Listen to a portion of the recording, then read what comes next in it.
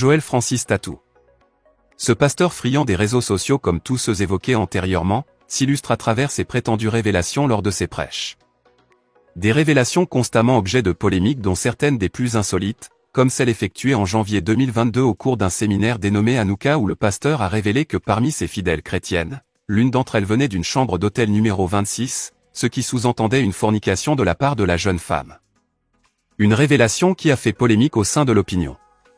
Le prophète Joël, comme il aime se faire appeler, âgé de 42 ans, congolais de nationalité, a débuté ses activités religieuses au Burundi avant son retour en République démocratique du Congo. Il déclare avoir reçu en 2004 la visite d'un ange qui lui aurait communiqué les grandes lignes de son ministère ainsi que le prénom Joël qu'il devra porter. Il est connu pour ses révélations qu'il fait tous azimuts au sein de ses célébrations, sauf que ces révélations sont souvent montées de toutes pièces. Je suis en train de voir un noix, le noix de... Hein? Le noix de palme. Ndika, et ça? Noix de palme. En 2022, plusieurs fidèles allaient finalement découvrir que le prétendu homme de Dieu usait de toutes les mises en scène pour toujours attirer plus de monde dans son église. Un monsieur notamment apparaissant sur cette vidéo, dit avoir été payé à l'équivalent de 8 $ seulement, pour jouer un rôle devant les membres de l'église. Il s'est ensuite plaint qu'il n'avait pas été dit que la vidéo allait être publiée sur les réseaux sociaux. L'homme disait vouloir rétablir la vérité car après la diffusion de la vidéo, tout le monde y compris sa propre famille, a commencé à le fuir disant qu'il est sorcier.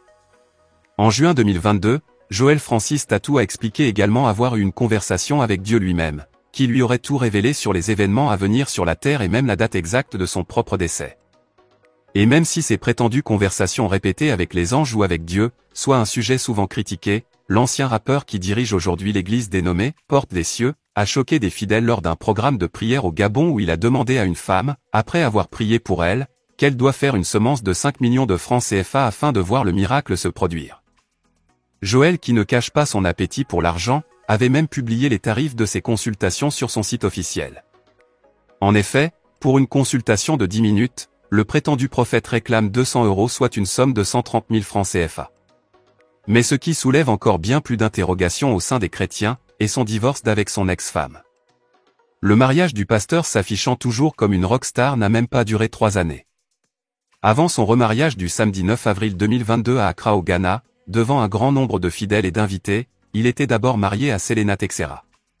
Un remariage qui n'est pas conforme aux Saintes Écritures comme il l'admet lui-même dans une interview en disant « Si j'avais une bonne attitude, je n'allais pas pousser ma femme au divorce qu'elle-même avait demandé et que je regrette. » Pour lui, épouser sa nouvelle femme, Simiane Brahi, artiste gospel de nationalité française, star des réseaux sociaux, âgé de 25 ans et connu également pour ses clashs, serait une révélation divine, pourtant vue comme un adultère selon les Écritures.